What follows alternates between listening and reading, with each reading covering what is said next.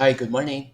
Ano po ba ang messages ni God today sa atin from Mass?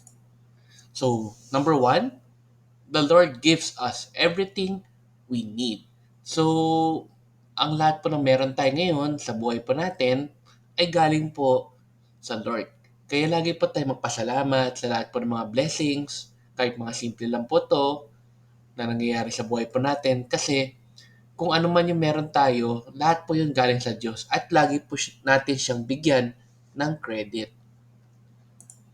Next, do not betray God's trust and generosity. So, I'm sure lahat naman tayo binibigyan ng blessings ni God. Lahat naman tayo may mga kanya-kanyang mga binibigay na magagandang mga biyaya at grace. Kaya kapag binigyan tayo ng ganong mga biyaya, wag naman po sana natin sayangin, wag natin gamitin sa mali, wag natin gamitin sa kasamaan, at maganda po ay itulong rin natin at i-share sa kapwa po natin. Next, there is God's justice in the end. He knows what we are doing. So, hindi po natin maiisahan ang Diyos sa lahat po ng ginagawa natin sa buhay po natin. Alam ng Diyos ang lahat ng ginagawa natin sa ating buhay, whether good or bad. Kaya in the end, ma-judge rin talaga tayo sa mga actions po na yun.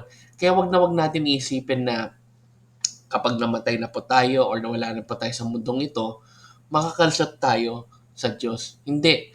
Lahat po kasi ng ginagawa natin, sa kapwa po natin, sa sarili natin, ay alam po ng Diyos at yun rin ang magiging basis kung paano tayo mabibigyan ng justice in the end. And lastly, hand over our worries and life happenings to the Lord. So magdasal lang tayo lagi. Huwag tayong mawala ng pag-asa. Lagi po natin ipagdasal yung ating mga frustrations, mga worries po natin, mga nagpapastress sa buhay po natin sa Diyos araw-araw. At lagi natin ialay yung mga yon sa Kanya. At I'm sure meron rin siyang magandang plano para po sa atin.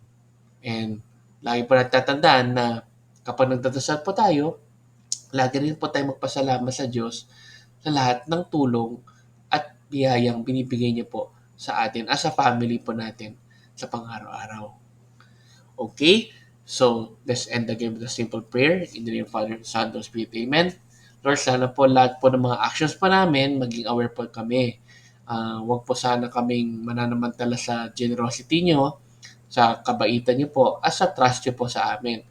At lalo na sana po Lord lahat po ng wino-worry po namin sa buhay po namin ay matulungan niyo po kami and magkaroon po sana ng magandang solusyon or blessing na para sa aming lahat po. Amen.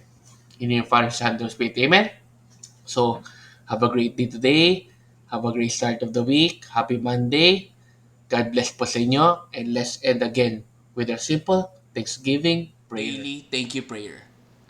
Lord, thank you very much for all the blessings that you are giving us every day. Thank you for our food, safety, security, guidance, and all your blessings.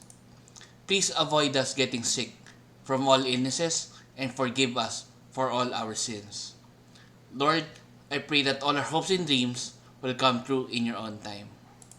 Again, Lord, thank you for all the blessings that you have given us. Amen.